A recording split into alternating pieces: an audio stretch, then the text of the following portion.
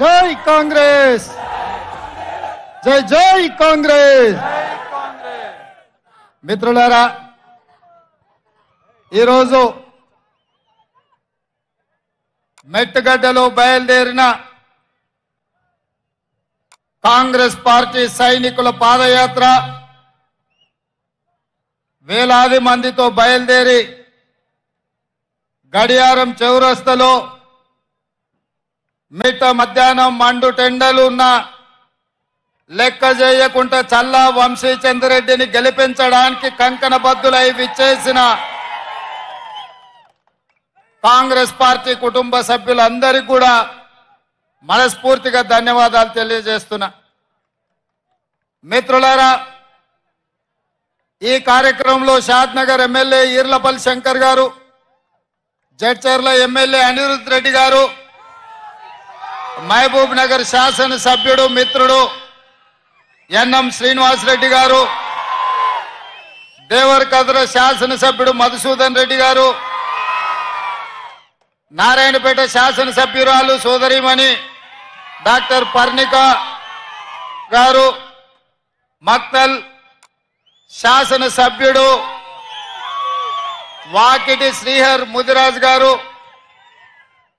ఈ కార్యక్రమంలో నాగల్ కర్నూల్ పార్లమెంట్ కాంగ్రెస్ అభ్యర్థి డాక్టర్ మల్లు రవి గారు, మహబూబ్ నగర్ మాజీ పార్లమెంట్ సభ్యులు, తెలంగాణ ప్రభుత్వ ప్రతినిధి ఢిల్లీలో ఏపీ జితేందర్ రెడ్డి గారు, అదేవిధంగా ఒబేదుల్లా కోత్వాల్ గారు, స్థానిక మున్సిపల్ చైర్మన్ ఆనంద్ గారు, మంత్రివర్యులు మన జిల్లా నుంచి మిత్రుడు పెద్దలు జూపల్లి కృష్ణారావు గారు, వేదిక మీద ఉన్న చాలా మంది పెద్దలు ఈ రోజు ఈ కార్యక్రమానికి హాజరై పాలమూరు గడ్డ మీద కాంగ్రెస్ పార్టీ జెండా ఎగరేస్తామని చెప్పి కంకణబద్దులైన మీకు అందరికీ స్వాగతం పలుకుతున్న మిత్రులారా, ఇవాళ మీరు ఆలోచన చేయండి.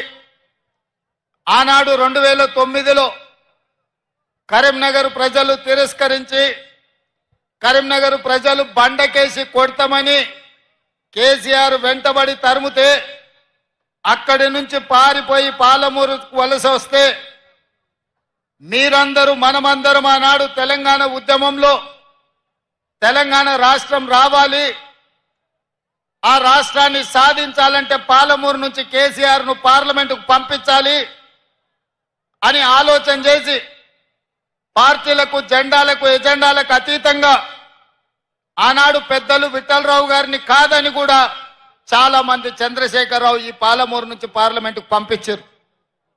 నేను ఇవాళ అడుగుతున్నా, ఈ పాలమూరు జిల్లా కష్టకాలంలో ఉన్న నిన్ను పాలమూరులో ఊరు లేకపోయినా పార్లమెంటులో నోరు లేకపోయినా నిన్ను పార్లమెంటు సభ్యుడిగా గెలిపించి పంపిస్తే తెలంగాణ రాష్ట్రం వచ్చింది, వచ్చిన రాష్ట్రంలో మా పాలమూరుకు ఇచ్చిందేంది, నువ్వు తెచ్చిందేంది అని నేను ఈరోజు చంద్రశేఖరరావుని అడుగుతున్నా. చంద్రశేఖరరావు గారు నేను అడుగుతున్నా, ఉమ్మడి రాష్ట్రంలో సమైక్య పాలనలో 60 సంవత్సరాలు ఆంధ్ర వాళ్ళు చెరబట్టి పడావు పెట్టిన పాలమూరు రంగారెడ్డి ఎత్తిపోతలు గాని, కల్వకుర్తి లిఫ్ట్ ఇరిగేషన్ గాని, కోయిల్ సాగర్ భీమా నెట్టెంపాడు ఏదైనా ప్రాజెక్టులు 10 ఏళ్లలో పూర్తి చేసినవా? ఏదైనా పరిశ్రమలు మా పాలమూరుకు తీసుకొచ్చినవా?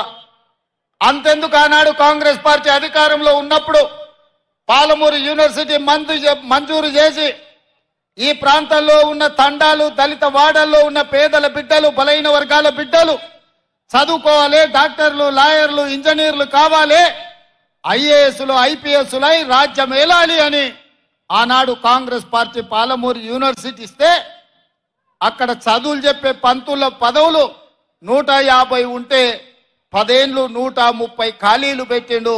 యూనివర్సిటీ పేరు మీద పంతులు లేకపోతే పిల్లలు చదువుకునేది ఎట్లా అని చెప్పి నేను చంద్రశేఖరరావును ప్రశ్నిస్తున్నా.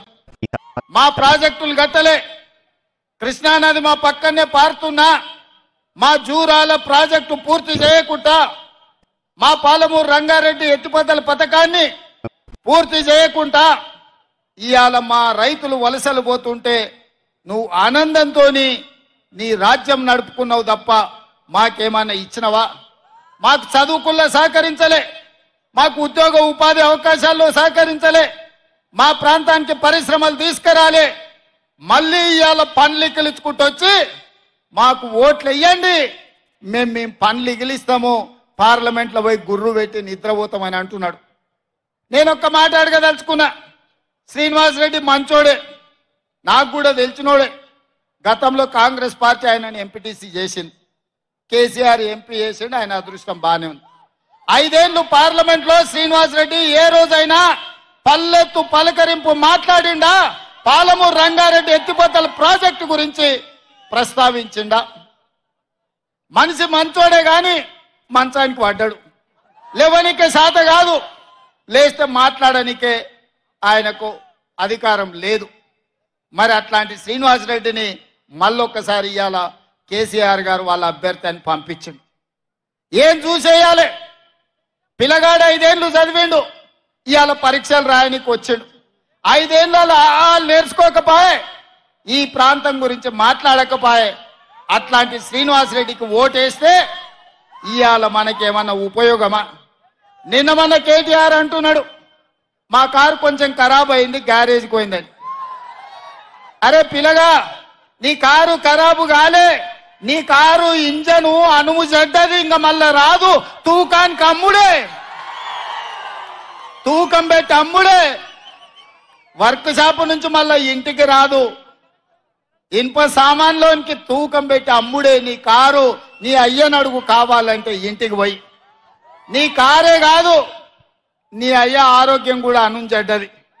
ఎందుకంటే 7 తారీఖు నాడు ప్రమాణ స్వీకారం ఉంటే ఆయననే నీ అయ్య బోర్ల పడ్డాడు, బొక్కలు ఇరిగిన, ఇయ్యాలటికి నడవలేకపోతుంది.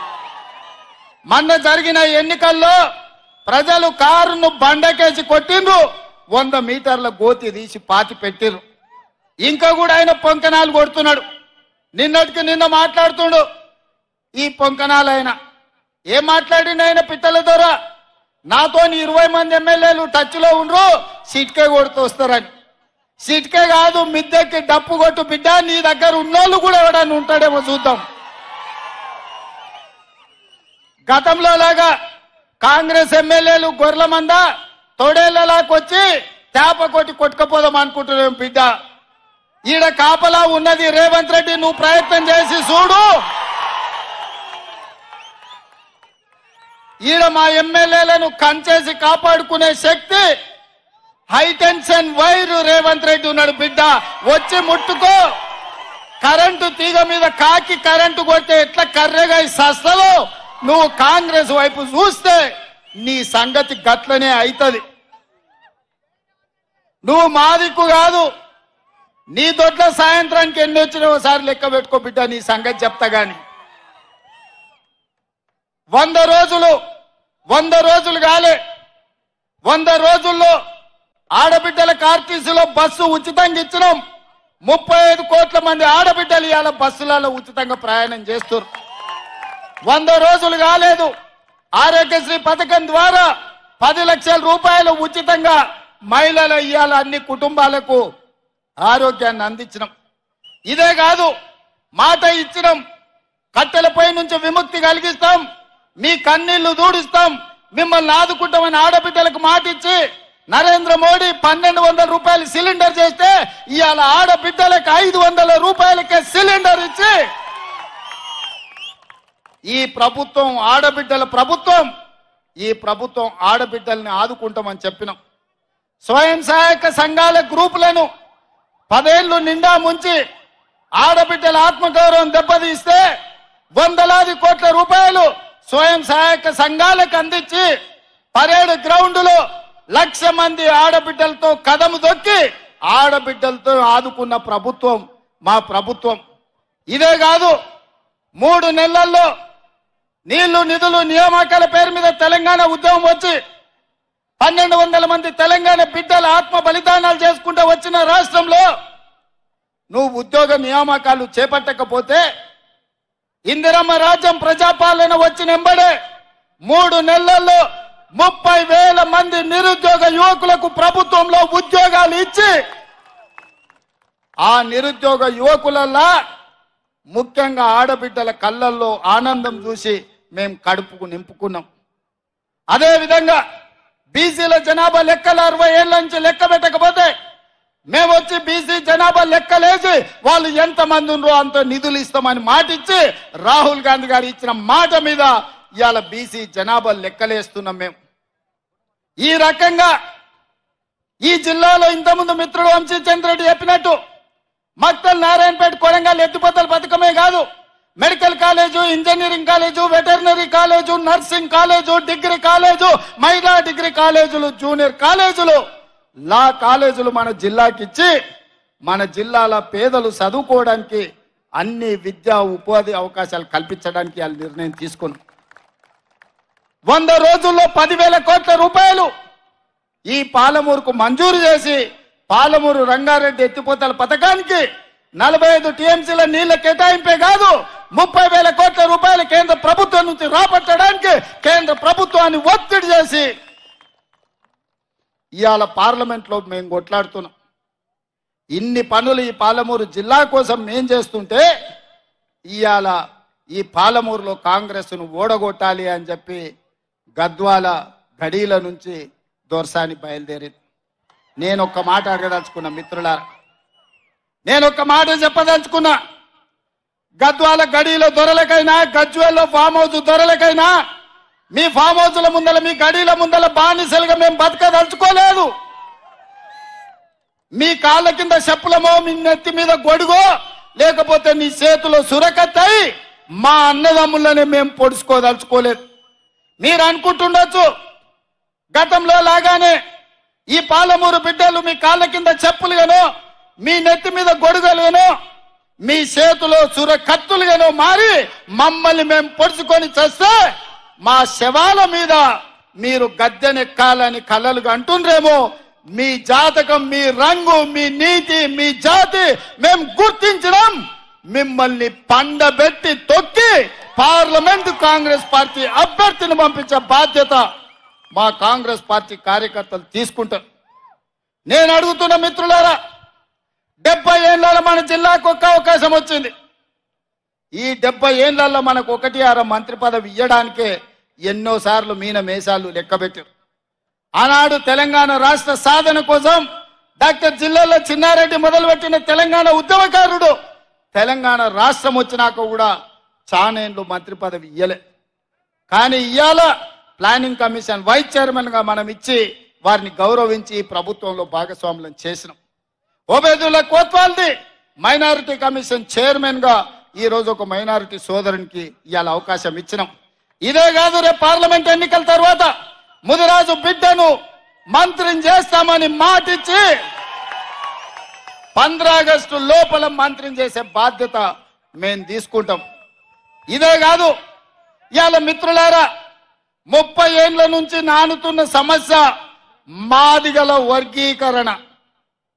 మాదిగ ఉపకులాల వర్గీకరణ కోసం పార్లమెంటులే కాదు సుప్రీంకోర్టులో కొట్లాడి వర్గీకరణను సాధించే బాధ్యత నాది, మా మిత్రుడు సంపత్ కుమార్ అని చెప్పి నేను ఈరోజు చెప్పదలుచుకున్నా. ఆనాడు నేను సంపత్ కొట్లాడితేనే శాసనసభలో చంద్రశేఖరరావు ఏకగ్రీవ తీర్మానం చేసిండు. మళ్ళా అఖిల పక్షాన్ని ఢిల్లీకి తీసుకెళ్తాడు. 10 ఏళ్ళైనా తీసుకెళ్లారు. ఇవాళ కొంతమంది మిత్రుల అవసరానికో రాజకీయ పరిస్థితిలో కొంతమందికి వంతబాడుతున్నారు, కొంతమందికి గొడుగుగా మారినారు. నేను వాళ్ళని తప్పు పట్టదలుచుకోలే. కానీ మా మాదిగ బిడ్డలకు నేను మాట ఇయ్యదలుచుకున్నా. 30 ఏళ్ళ మీ పోరాటానికి శాశ్వతంగా ఈ సమస్యకు పరిష్కారం చూపించే బాధ్యత నాది, మా మిత్రుడు సంపత్ కుమార్ది, పెద్దలు దామోదర్ రాజనరసింహ గారిది. ఇక మీరు కొట్లాడాల్సిన అవసరం లేకుండా మీ తరఫున తెలంగాణ రాష్ట్ర ప్రభుత్వమే కొట్లాడుతుంది. అది పార్లమెంట్లో అయినా అది సుప్రీంకోర్టులో అయినా.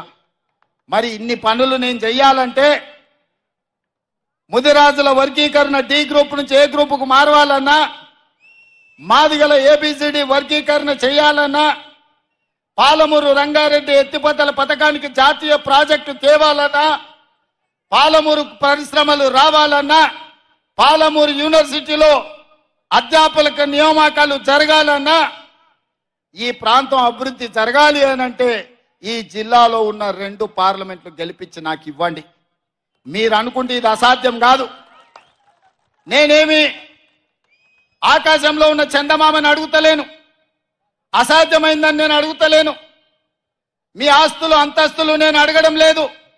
ఇన్నేళ్ళు ఎవరెవరికో ఓట్లేసిరు, ఎవడెవడో రాజ్యం వెళ్ళిండు, ఎవరి దగ్గరనో పోయి అయ్యా దేహి అని అడుక్కునే పరిస్థితి పాలమూరుకు తెచ్చిండ్రు. ఇవాళ నేను అడుగుతున్నా మీ బిడ్డగా, ఇక్కడనే పుట్టినా ఇక్కడనే పెరిగినా రేపు పోయినా ఈ మట్టిలో కలిసే మీ బిడ్డగా, నల్లమల అడవుల బిడ్డగా, నల్లమల నుంచి వచ్చిన నేను ఈ నేల, ఈ గాలి, ఈ నీరు నాది, మనది, మనందరిది. నాకున్న బాధ, నాకున్న దుఃఖం ఎవరికైనా ఉంటుందా ఈ జిల్లా పట్ల? మీరు ఒక్కసారి ఆలోచన చేయండి. ఎన్నడైనా ఎంతెత్తుకు ఎదిగినా ఢిల్లీకి రాజైనా తల్లికి బిడ్డ అన్నట్టే నేను ఈ పాలమూరు బిడ్డను, ఈ పాలమూరును అభివృద్ధి చేసే బాధ్యత నాది. మరి నా తరఫున మీ తరఫున ఢిల్లీలో నేను చెప్పిన పనులు చక్కదిద్దనికే నాకు సొంత మనుషులు కావాలి కదా, మన వాళ్ళు కావాలి కదా. మట్టి పోయినా ఇంటోడే పోవాలని పెద్దలు చెప్పారు. మరి ఇంత పెద్ద సమస్యల్ని పరిష్కరించాలంటే పార్లమెంటులో మన బిడ్డ, మన ప్రభుత్వం చెప్పినట్టు పనిచేసే వాళ్ళు కావాలా వద్దా ఒకసారి ఆలోచన చేయండి. ఇవాళ ప్రభుత్వం మనది, ఇంకా 4.5 ఏళ్ళు మనం ఉంటాం. ఇవాళ పేదలకు పెన్షన్లు ఇవ్వాలన్నా, నిరుపేదలకు ఇందిరమ్మ ఇల్లు ఇవ్వాలన్నా, చదువుకున్న పిల్లలకు ఉద్యోగాలు ఇవ్వాలన్నా, ఈ ప్రాంతంలో పెట్టుబడులు తేవాలన్నా ఈ ప్రభుత్వానికి అనుకూలంగా ఉన్నప్పుడే, ఈ ప్రభుత్వానికి అనుకూలంగా ఈ 2 పార్లమెంట్లో తెలంగాణలో 14 సీట్లు గెలిపించినప్పుడే కదా ప్రయోజనం ఉంటుంది. ఇవాళ అధికారం మన చేతులుంది, ప్రభుత్వం మన దగ్గర ఉంది. మన శత్రువు చేతుల కత్తి పెడితే వాడు పక్వాన్ని పడువాడు, మళ్ళీ మనల్నే పడతాడు, మన కడుపులనే పొడుస్తాడు. అరుణమ్మ మోడీ ప్రభుత్వంలో చేరింది. కేసీఆర్ దగ్గర చాలా మంది తాబేదారులు ఉన్నారు. 10 ఏళ్ల నుంచి కేసీఆర్ ముఖ్యమంత్రిగా ఉండే కదా మొన్నటి వరకు. ఈ 10 ఏళ్ళు నరేంద్ర మోడీ ప్రధానమంత్రిగా ఉండే కదా. మరి ఈ మొనగాళ్ళు వాళ్ళ దగ్గరికి పోయి మన పాలమూరుకు 10 పైసలైనా తెచ్చిర్రా, పాలమూరు రంగారెడ్డి ఎత్తిపోతల పథకానికి జాతీయ ప్రాజెక్టు తెచ్చిండ్రా? అది మాత్రం తేలేదు అరుణమ్మ, గాని ఆమె మాత్రం జాతీయ ఉపాధ్యక్షురాలు పోస్టు తెచ్చుకున్నది. రేపు అరుణమ్మ గెలిస్తే గడిలో ఉన్న వాళ్ళ బంధువులకు మేలైతుంది, పదవులు వచ్చిన ఆమె కుటుంబానికి మేలైతుంది తప్ప పాలమూరుకి ఏం న్యాయం జరుగుద్దో మీరు ఒక్కసారి ఆలోచన చెయ్యండి. అందుకే ఇవాళ మిత్రులారా, వాళ్ళిద్దరు కలిసి ఒక ఆయన 10 ఏళ్ళు ముఖ్యమంత్రి ఉన్నాడు, ఇంకొక ఆయన 10 ఏళ్ళు ప్రధానమంత్రిగా ఉన్నాడు. 10 ఏళ్ళు వాళ్ళు ఏమి చేయలేదు, పాలమూరుని ఎడారిగా మార్చి 100 రోజులు కాలేదు మన ప్రభుత్వం వచ్చి, ప్రజాపాలన వచ్చి ఏమి చేయలేదు కాబట్టి ఓడించారని అడుగుతారు. ఇది న్యాయమా? మీరు ఒక్కసారి ఆలోచన చేయండి మిత్రులారా. పిల్లగాడు నడవాలన్న ఏడాది అవుతుంది. మన ప్రభుత్వం వచ్చి 3 నెలలు అయింది, ఎన్నికలు అయిపోయే వరకు 6 నెలలు అవుతుంది. 6 నెలల తర్వాతనే అన్నప్రాసన చేస్తారు, అవునా? అప్పుడే ఈ ప్రభుత్వం మీద శాపనార్థాలు పెడుతున్నారు.